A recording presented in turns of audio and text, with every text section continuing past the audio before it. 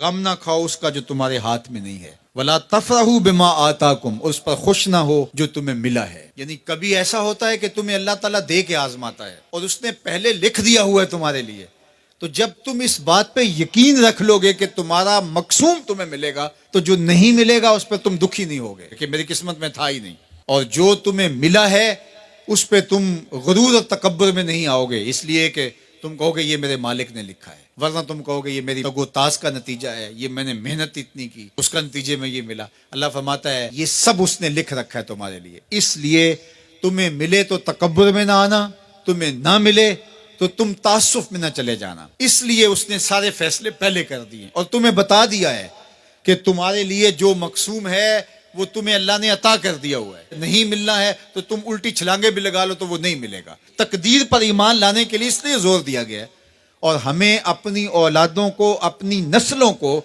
یہ چیز راسخ کرنی چاہیے کہ تقدیر پہ ایمان لائیں۔ اگر ہم اس میں کامیاب ہو جاتے ہیں تو وہ پریشان نہیں ہوں گے، دکھی نہیں ہوں گے، ٹینشن میں مبتلا نہیں ہوں گے۔ میں اپنی بات آپ کو 100 مرتبہ بتا چکا ہوں کہ میرے والد نے اس حوالے سے مجھے اتنا زور دیا، اتنی دفعہ کہا کہ اللہ نے تو جو کتوں کا لکھا ہے اس کو بھی ملتا ہے، تم تو پھر انسان ہو، اور جو قسمت میں لکھا ہے وہ مل کے رہے گا۔ اللہ اکبر۔ ہاں، ہمیں محنت کرنے کا کہا گیا، ہمیں تگ و تاز کرنے کا کہا، جد و جہد کا کہا گیا۔ شیخ سعدی فرماتے ہیں کہ ایک بندہ جا رہا تھا تو اس نے دیکھا کہ ایک شیر شکار کر رہا ہے، تو وہ ایک سمت ہو کے بیٹھ گیا۔ ایک لومڑی تھی جس کے پاؤں بھی نہیں تھے، ہاتھ بھی نہیں تھے، تو دل میں سوچا کہ مالک تو اس کو کیسے رزق دیتا ہوگا۔ تو شیر آیا، اس نے شکار کیا اور اچھا اچھا کھا لیا اور پس خوردہ چھوڑ کے چلا گیا۔ یہ رینگتی ہوئی آگے بڑھی اور وہ جو پس خوردہ تھا وہ چھچڑے وغیرہ تھے، کھا کے پیٹ بھر لیا۔ تو کہا کہ مالک تیری قدرتوں کے رنگ ہیں، تو نے اس کا بھی وسیلہ بنایا ہے۔ تو وہ کسی کام پہ جا رہا تھا، کاروبار کرنے جا رہا تھا، اس نے کہا مجھے کیا مصیبت ہے، جب لومڑی کو دیتا ہے تو مجھے نہیں دے گا۔ تو وہ آ کے بیٹھ گیا، گھر آ کے بیٹھ گیا کہ میں نہیں جو ہے وہ کہیں جاتا۔ ایک دن، 2 دن، 4 دن فاقوں سے گزرا، تو پھر ہاتف سے آواز آئی کہ جو لومڑی کو دے سکتا ہے تجھے بھی دے سکتا ہے، لیکن لومڑی نہ بنو، شیر بنو، خود بھی کھاؤ اور اوروں کے لیے بھی وسیلہ بنو۔ ہمیں ترغیب دی گئی ہے، باقی جو ہمارے مقدر کا ہے وہ ہمیں ملے گا، ہر صورت میں ملے گا۔ تو اپنی نسلوں کے سینوں میں یہ چیز راسخ کرو، اور یہ راسخ تبھی ہوگی ہمارے سینے میں راسخ ہوگی۔ تو اللہ فرماتا ہے ہم کسی کو زیادہ دیتے ہیں، کسی کو تھوڑا دیتے ہیں، جو تمہارے مقدر میں تمہیں ملتا ہے، جو نہیں ہے نہیں ملتا، اور ہم نے پہلے لکھ دیا ہے۔ کیوں لکھ دیا ہے؟ کہ تمہیں جو ملا نہیں اس کی پریشانی نہ ہو کہ مجھے کیوں نہیں ملا، بھئی اللہ نے لکھا ہی نہیں تھا، بات ختم۔ اور جو ملا ہے اس پہ تم غرور میں نہ آ جاؤ کہ یہ مجھے ملا ہے، بھی اللہ نے تمہاری قسمت میں لکھا تھا، اس میں تمہارا کیا کمال ہے، اس نے لکھ دیا تھا لہٰذا مل گیا، اس میں غرور اور تکبر میں نہ آؤ۔ تو اللہ جل شانہ نے یہ ہمارے لیے خوبصورت نظام پیدا کر دیا ہے کہ اس کریم مالک نے، اس رحیم مالک نے ہمارے لیے سب کچھ لکھ دیا ہے۔ تو جو ملے اس پر اللہ کا شکر ہے، جو نہ ملے مالک تیری تقسیم ہے، اس پہ بھی راضی ہیں۔ مل گیا تو واہ واہ، نہ ملا تو پھر بھی واہ واہ، کوئی بات نہیں، مالک تیری کرم نوازی ہے، جس حال میں ہمیں رکھے اس حال میں ہم خوش ہیں۔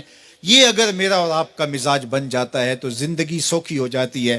تقدیر پر ایمان لانے کے ساتھ وہ انسان آسودہ ہو جاتا ہے۔ حضرت عمار ابن یاسر رضی اللہ تعالیٰ عنہ کے پورے خاندان کو کفار نے گھیر لیا، مارنا پیٹنا شروع کیا، آپ کو بھی، آپ کے بھائی کو بھی، آپ کی والدہ کو بھی، آپ کے والد کو بھی، اتنا مارا کہ لہو لہان کر دیا، زخم پہ زخم کھا کے جی خونے جگر کے گھونٹ پی اور آہ نہ کر لبوں کو سی، یہ عشق ہے کوئی دل لگی نہیں، یہ آزمائش حسن ہے اگر کسی کو راہ خدا میں آئے تو۔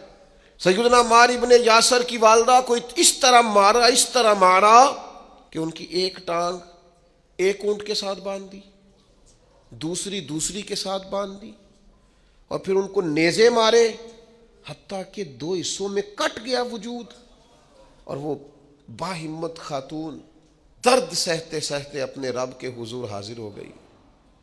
پھر ان کے والد کو شہید کیا، کس کے لیے، کس کے نام پر، کس وجہ سے؟ پھر ان کے بھائی کو شہید کیا۔ پھر جناب عمار ابن یاسر وہ سخت صدمے میں تھے، پھر ان کو مار رہے تھے، پھر ان کو مجبور کیا کلمات کفر کہنے کے لیے، ان کے منہ سے نکل گئے، انہوں نے ایسے کلمات کہہ دیے جو معاذ اللہ کفریہ تھے۔ اب اتنا زد و کوف ہوا، تکلیف دی، بول دیا انہوں نے، لوگ دوڑے گئے نبی کریم کی بارگاہ میں، عمار تو معاذ اللہ کافر ہو گئے. بات بتانے والے نے تو بات بتا دی، پر جو جواب آیا وہ بڑا نرالا تھا کہ حضور اس نے کفر کیا ہے. محبوب فرمانے لگے خاموش ہو جا، عمار سر سے لے کر پاؤں تک ایمان ہی ایمان ہے.